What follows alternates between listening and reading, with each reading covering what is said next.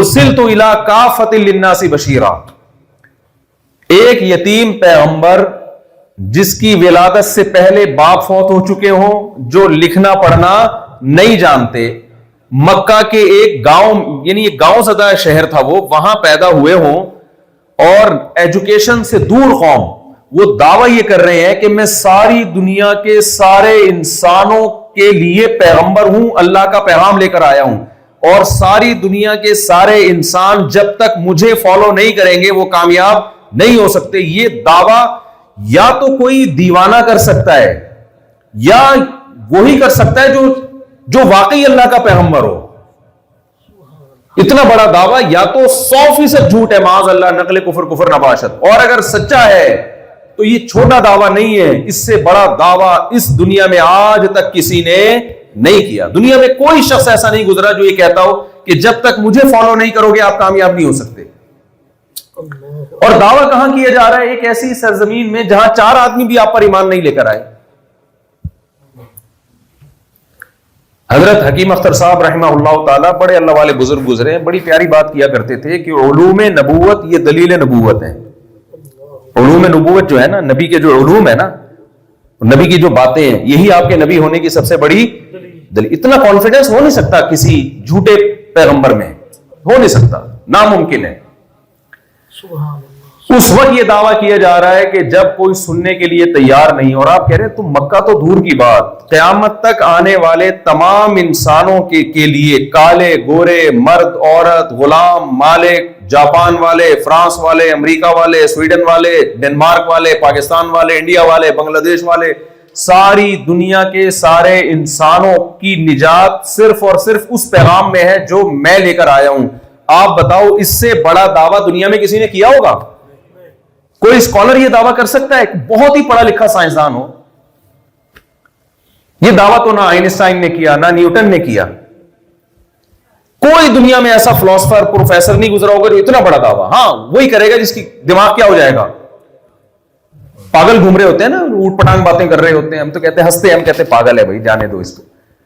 جیسے بڑے بڑے دعوے کرتے ہیں نا ہیروئن جی، ایک ہیروئن جی سے پوچھا نا کہ ہم نے سنا ہے کہ تم اپنے آپ کو یہ سمجھتے ہو کہ ہم چاند پہ پہنچ چکے ہیں، جب پیتے ہیں تو تم یہ دعویٰ کرتے ہو کہ ہم کہاں ہیں؟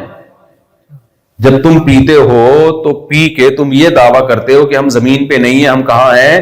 چاند پہ۔ چاند پہ تو نیل آرمسٹرانگ گیا تھا نا، تو وہ تو کتنی محنت کے بعد گیا تھا نا چاند پہ، بہت اربوں خربوں روپے لگے تھے اور ٹریننگ تھی اور اس کی پڑھائی تھی وغیرہ وغیرہ کے بعد پہنچا تھا نا وہ۔ تو ہمارے ہاں جو ہیروئن چی ہیں ان کا یہ دعویٰ ہے کہ ہم ہیروئن پی کے کہاں پہنچ جاتے ہیں؟ ڈائریکٹ چاند۔ تو کسی ہیروئن چی سے پوچھا کہ سنا ہے کہ تم پینے کے بعد چاند پہ پہنچتے ہو؟ اس نے کہا سنا کی کیا بات ہے، ابھی کہاں بیٹھ کے انٹرویو دے رہا ہوں میں، ابھی میں جو انٹرویو دے رہا ہوں کہاں بیٹھ کے دے رہا ہوں، چاند پہ ہی تو بیٹھا ہوں میں۔ اب دیکھو آپ کو ہنسی آئی اس بات پہ، کیونکہ اتنا بڑا دعویٰ یا تو نیل آرمسٹرانگ کر سکتا ہے یا کوئی ہیروئن چی کر سکتا ہے۔ کیا خیال ہے بھائی؟ بڑے بڑے دعوے یا تو کوئی بہت سمجھدار کرے گا جو سچا ہوگا، یا کوئی ایک نمبر کا جھوٹا ہوگا۔ ہاں درمیانے درجے کے جو دعوے ہیں نا وہ کبھی صحیح لوگ بھی کر رہے ہوتے ہیں، کبھی غلط لوگ بھی کر رہے ہوتے ہیں، لیکن وہ پاگل نہیں ہوتے۔ جیسے ایمانداری کے دعوے، بھائی مجھے جو پیسے دو گے میں 1-1 روپیہ واپس کروں گا، اس کے بعد جب لیے تو اس کے بعد آج تک واپس نہیں کیے، لیکن پاگل نہیں ہے، عقل مند ہے، لیکن چھوٹے چھوٹے بڑے بہت بڑے دعوے، بہت ہی بڑے دعوے یا تو یہ وہ کر سکتا ہے جو واقعی سچ بول رہا ہو، کیونکہ اس کو پتا ہے کہ میرے دعوے پہ لوگ ہنسیں گے، یا وہ کر سکتا ہے جس کا اوپر کی کھوپڑی صحیح کام نہ کر رہی۔ اب یہاں ایک صاحب نے بتایا کہ میری بیوی جاپانی ہے اور میں اس کو آپ کے بیان سمجھاتا ہوں، وہ بڑی ہستی ہے بیان میں، لیکن کچھ چیزوں کا ترجمہ اس کو سمجھانا بڑا مشکل ہوتا ہے، تو اس میں سے ایک لفظ ہے کھوپڑی۔ کہہ رہے ہیں جب میں کھوپڑی کا ترجمہ جیپنیز میں سر سے کرتا ہوں تو وہ بات بنتی نہیں ہے، تو کچھ اردو کے لفظ ہیں وہ کسی زبان میں کوئی مائی کا لال اس کا ترجمہ، جیسے پنجابی میں کچھ گالیاں ایسی ہیں کہ ان کا ترجمہ کر کے گالی کا مقصد ہی ختم ہو جائے گا۔ یہاں کسی جاپانی سے پڑھا ہوا کسی پنجابی بھائی کا، وہ کہتے ہیں اس نے اس کو کوئی والدہ اور سسٹر کی گالیاں دینا شروع کر دی، تو جاپانی نے اس کا ترجمہ پوچھا کہ کیا مطلب ہے، تو اس نے کہا بھائی، پھر جاپانی نے بولا بھائی غلطی میری ہے تو میری سسٹر کو برا بلا کیوں کہہ رہے ہو تم؟ اس کی سمجھ میں نہیں آئی نہیں جاتا کہہ رہے میری سسٹر تو اپنی لائف کو انجوائے کر رہی ہے, اس کا تو کوئی لینا نہیں, اس کو بہت مشکل ہو گیا سنبھالنا جو ہے نا. تو اتنے بڑے بڑے دعوے وہی شخص کر سکتا ہے جو یا تو سچا ہو یا اس کا دماغ کام نہ کر رہا ہو.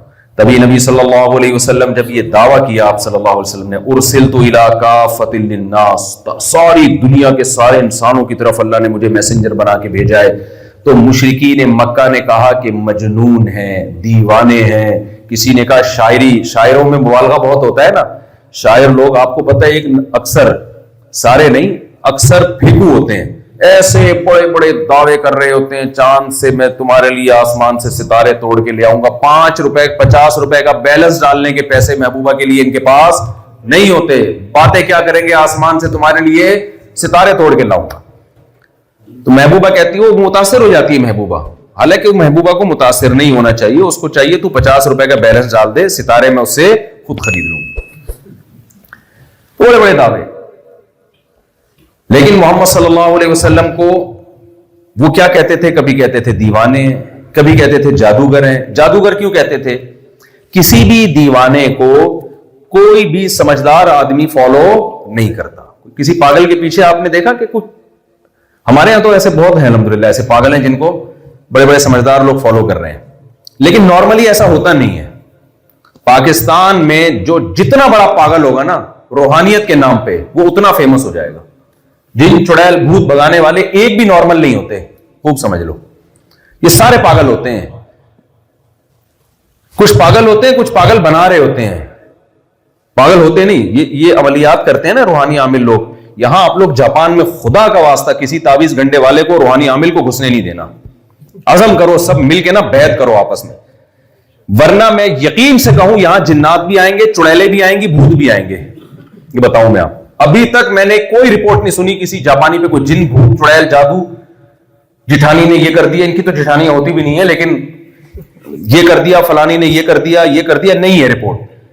آپ کے ساتھ ذرا سا نفسیاتی مسئلہ ہوا, ڈاکٹر کے پاس جانے کے بجائے اگر آپ نے پاکستان سے بلوا لیا نا کہ بڑے بزرگ ہیں وہ روحانی علاج کرتے ہیں, بلوا لیا, تو میں ریٹن آپ کو لکھ کے سائن کر کے چلا جانے کے لیے تیار ہوں کہ یا جاپان میں جیپنیز کم ہوں گے, جن, چڑیل, بھوت یہ زیادہ ہوں گے.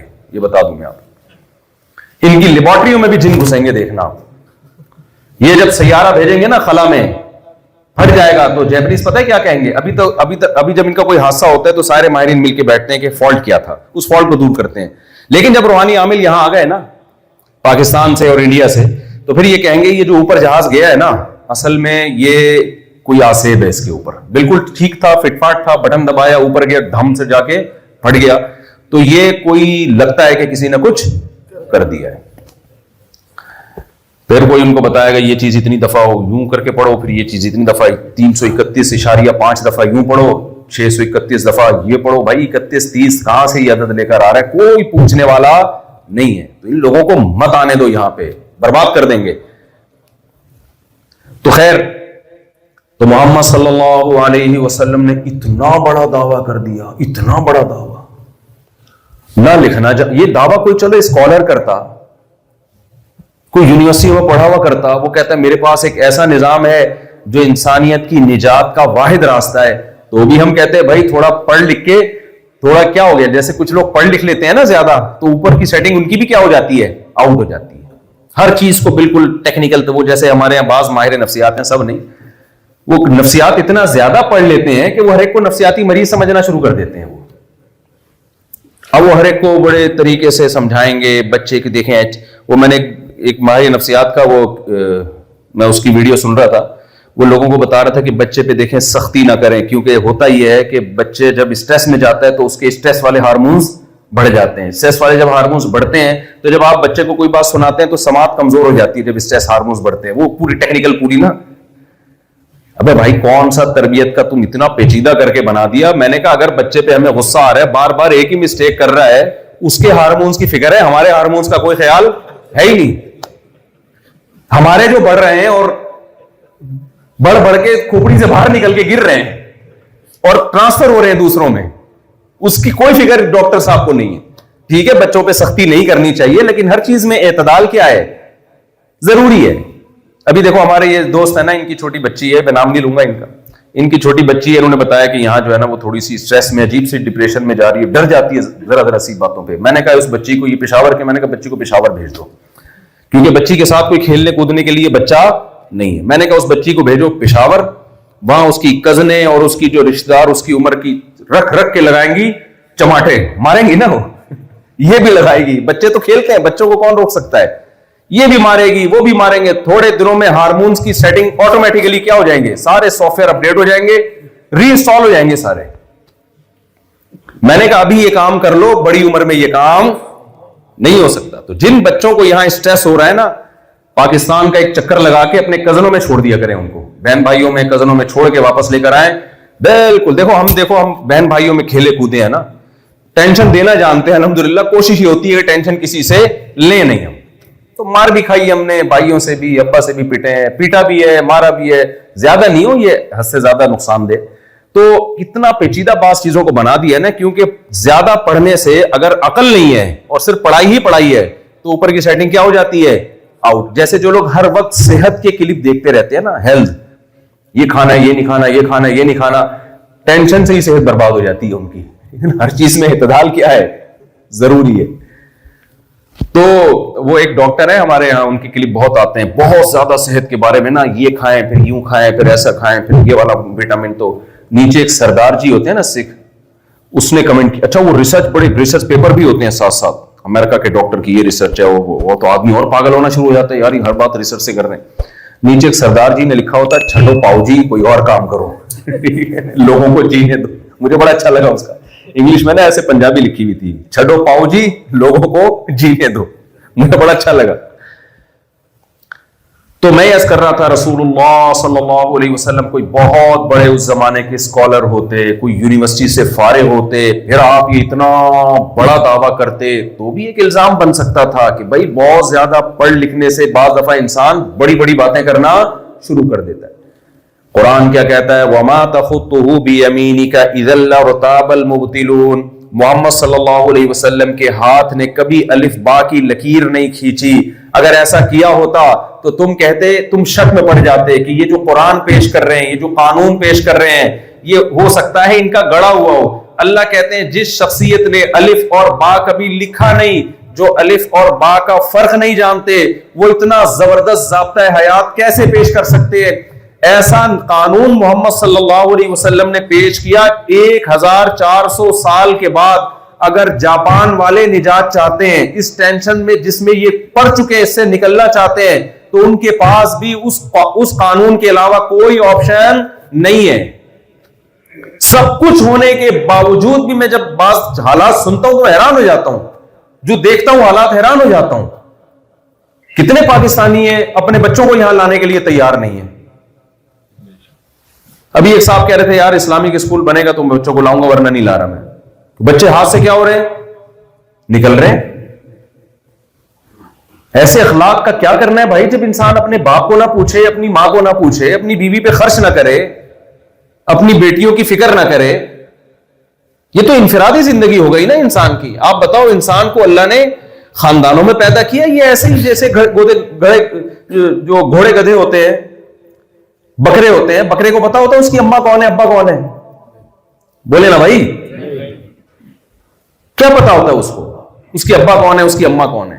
بلی کتنے شوق سے اپنے بچوں کو پالتی ہے, کتنا خیال کرتی ہے, اپنے سے طاقتور جانوروں سے لڑتی ہے. کیا بلی کے بچے اپنی ماں کا احسان مانتے ہیں؟ بولو نا. میں تو مرغیاں پالتا ہوں, مرغی اس قدر طاقتور ہو جاتی ہے اپنے بچوں کے پیدا ہونے کے بعد, چیل کووں سے لڑتی ہے, اپنے سے طاقتور سے لڑتی ہے, بلی سے لڑتی ہے. حالانکہ بلی چاہے تو ایک نوالے میں مرغی کو کھا سکتی ہے, لیکن بچے ہونے کے بعد بلی مرغی کی طرف نہیں بڑھتی. کیا یہ چوزے بڑے ہو کر اپنی ماں کا حق پہچانتے ہیں؟ یہی کام اگر انسان شروع کر دے تو انسان میں اور گدے گھوڑوں اور کتوں بلوں میں کوئی فرق رہ جائے گا؟ خالی ترقی کا جو بھوت سوار ہو گیا نا ہمارے دماغوں پر, اس کو دماغ سے نکالنا ضروری ہے. سب کچھ یہ مادی ترقی نہیں ہوتی, اخلاقی ترقی پہلے ہے, مادی ترقی اس کے بعد ہے. فرعون مادی ترقی کی عروج پر تھا, اخلاقی تنزل کا شکار تھا. موسیٰ علیہ السلام مادی ترقی میں تنزل پر تھے, اخلاقی ترقی میں انتہائی عروج پر تھے. یہ بات اللہ پیغمبروں کے ذریعے ترقی یافتہ قوموں کو بتاتا رہا، مگر قوموں کی سمجھ میں نہیں آتا رہا، کیونکہ انہوں نے مادی ترقی ہی کو دنیا کی ہر چیز سمجھ لیا تھا۔ تو آپ کو تو چاہیے تھا میرے بھائی، جب آپ جاپان آتے تو آپ ان سے مادی ترقی لیتے اور اخلاقی ترقی یہاں بولو ٹرانسفر کرتے۔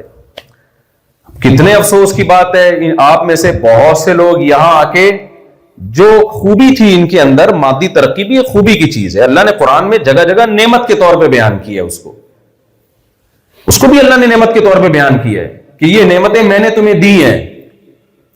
تو آپ کو چاہیے تھا بھائی کہ آپ ان سے وہ مادی ترقی لے لیتے اور جو ترقی آپ کے پاس تھی اخلاقی، وہ آپ یہاں پارسل کر دیتے۔ لیکن آپ نے کیا کیا بھائی، آپ سب کی بات نہیں کر رہا، آپ کے علاوہ کی بات کر رہا ہوں، جو بیان نہیں سن رہے ان لوگوں نے کیا کیا، انہوں نے یہ کیا کہ یہاں آ کے مادی ترقی تو لے لی اور دو جرم ان سے ہوئے۔ نمبر ایک، اسی مادی کو سب کچھ سمجھ بیٹھے، اور جو ان میں اخلاقی تنزل تھا اس کی بھی تعویلات کرنا شروع کر دی۔ میں تو سیکولر اور لبرل لوگوں سے جب ملتا ہوں نا، میں جب بتاتا ہوں یار ایسے اخلاق کا کیا کرنا ہے جس میں انسان اپنے باپ کو چھوڑ کے 18 سال کی عمر میں چلا جائے، کیا کرنا ہے ایسے اخلاق، تو بجائے اس کے کہ وہ اس جرم کو جرم مانے، وہ کہتے ہیں او بھائی یہ تمہارے بکھیڑے ہیں، یہ پاکستانیوں کے ابا اماں بہو ساس یہ اس ٹینشنوں سے کیا ہو چکے ہیں، آزاد، یہ ان ٹینشنوں سے کیا ہے، آزاد۔ تبھی ان کے یہاں جھگڑا نہیں ہوتا، یہ گرل فرینڈ بوائے فرینڈ کی لائف ہے، جھگڑا نہیں ہوتا۔ تم لوگ کے بیویوں کے مسئلے ہیں، ساسوں کے مسئلے ہیں، سالہ تو نام ہی سالے کا سالہ ہے، اور کیا بولے آدمی اس کو، سالے کو، اس کو تو نام کسی نے سوچ سمجھ کے سالہ رکھا ہے، ایسے ہی تھوڑی رکھ دیا۔ گرل فرینڈ کا بھائی سالہ نہیں ہوتا، وہ ٹینشن نہیں ہے وہ۔ تو ہمارا جو سیکولر اور لبرل طبقہ ہے نا، وہ ان کی خوبی کو تو خوبی کہتا ہے، لیکن ایسا ذہنی غلام بن چکا ہے کہ ان کی خامی کو بھی کیا کر رہا ہے، خوبی بنا کے پیش کر رہا ہے۔ کیا ٹینشن ہے تم لوگوں کی یار، وہ کہتے ہیں یہ جو انڈیویجولی لائف گزارتے ہیں یہی تو لائف ہے، پیسہ پیسہ۔ بھائی یہی اگر لائف ہے تو سکون مارکیٹ میں شارٹ کیوں ہے؟ میں تو زیادہ واقعات بھی نہیں بتا سکتا، میری ہر چیز ریکارڈ ہوتی ہے نا، تو تمیز سے بہت رہوں گا۔ تو مادی ترقی ایک خوبی ہے، اخلاق سے بات کرنا یقیناً ایک خوبی ہے، ہم اس خوبی کے منکر نہیں ہیں۔ جو ان کے اندر خوبیاں ہیں وہ تو مانو بھائی، وہ ہیں خوبیاں۔ نبی صلی اللہ علیہ وسلم نے فرمایا مسکرا کے بات کرنا کیا ہے، صدقہ۔ تو یہاں گالی سے بات نہیں کرتے، کس سے بات کرتے ہیں، مسکرا کے۔ اچھی چیز ہے، فالو کرنا چاہیے۔ لیکن یہاں ہماری ینگ جنریشن جب آ رہی ہے تو جو نعمت آپ کے پاس تھی ان کو دینے کے بجائے دو گڑبڑے۔ نمبر ایک، جو چیز ان کے پاس نہیں ہے اس کی بھی تعویلات کرنا شروع کر دی، اور دوسری بات یہ کہ پھر اس میں ان کو فالو کرنا بھی شروع کر دیا، یہ سمجھ کے کہ اصل ترقی یہی ہے۔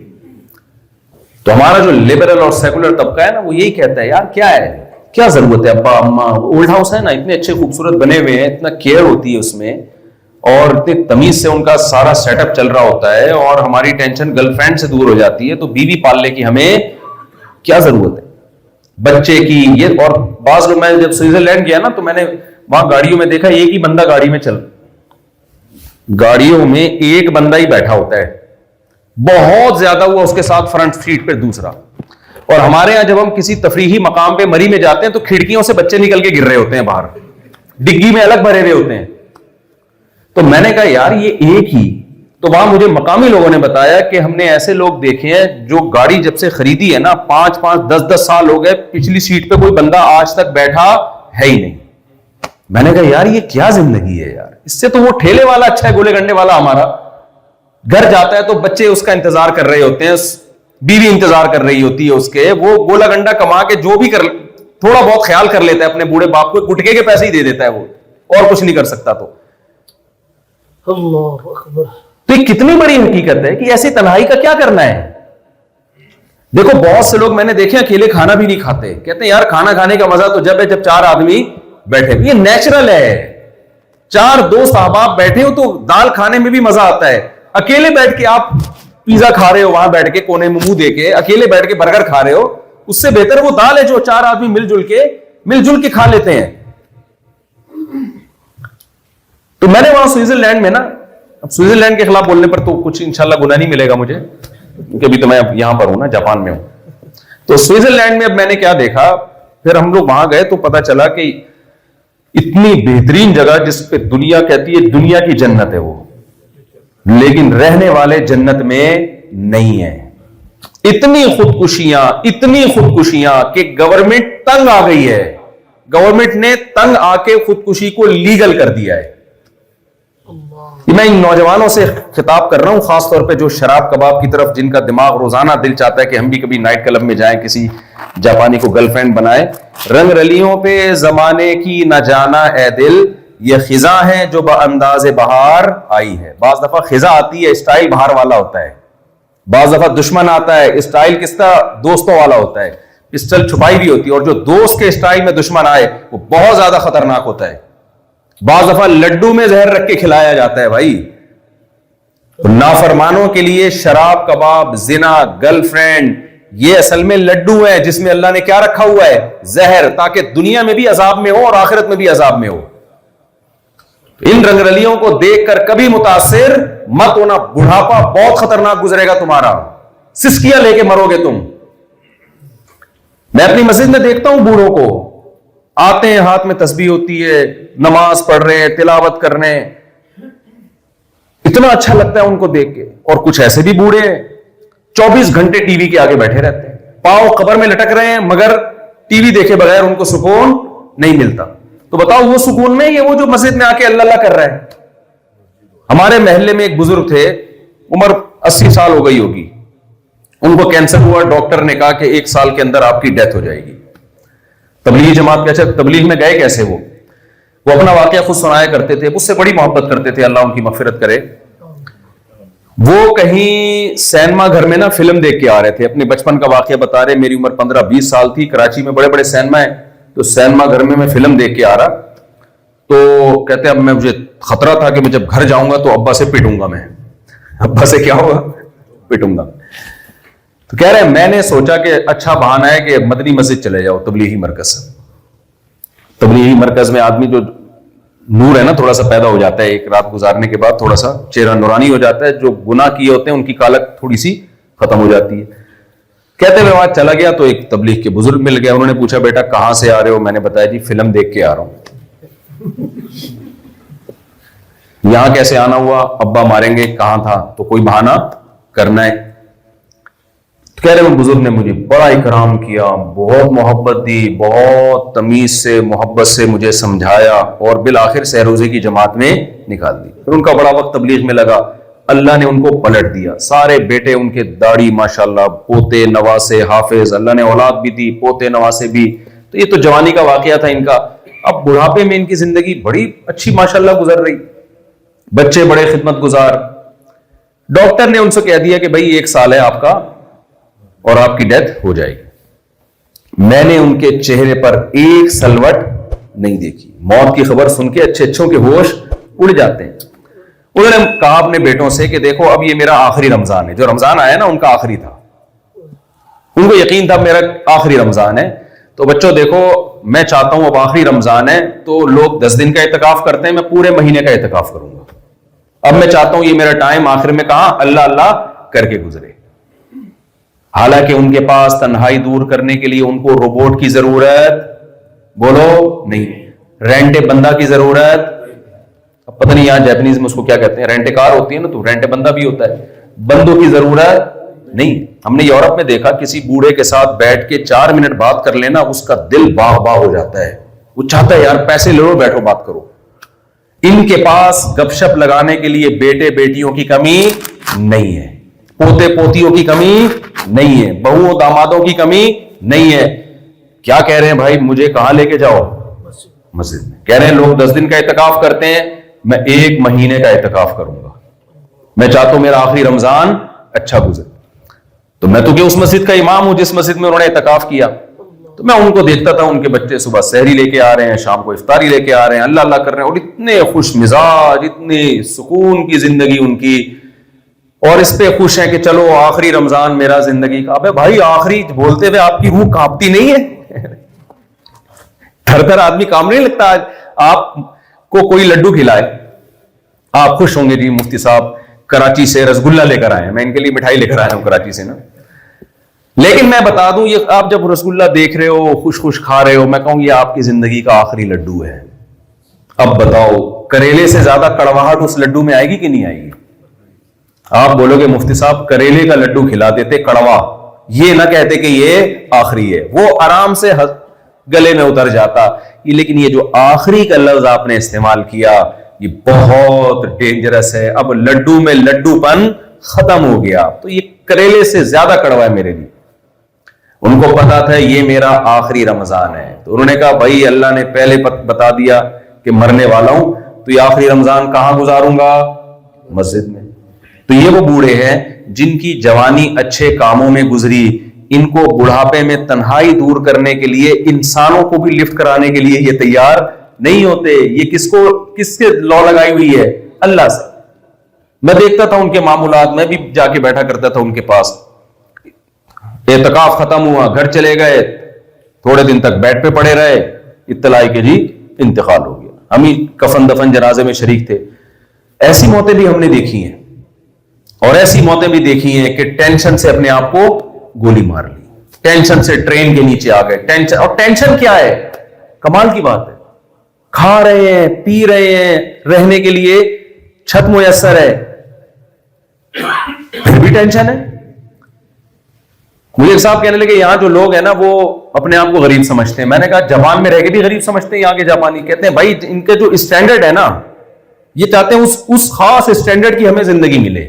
جب تک وہ نہیں ملے گی تو ہر آدمی یہاں اپنے آپ کو کیا سمجھتا ہے؟ غریب. میں نے کہا یہ تو ہمیں آگے دیکھے, تو ہمیں دیکھے نا وہاں آ کے ہمارے پاکستانیوں کو, تو یہ تو ہمیں دیکھ کے خودکشی کر لیں.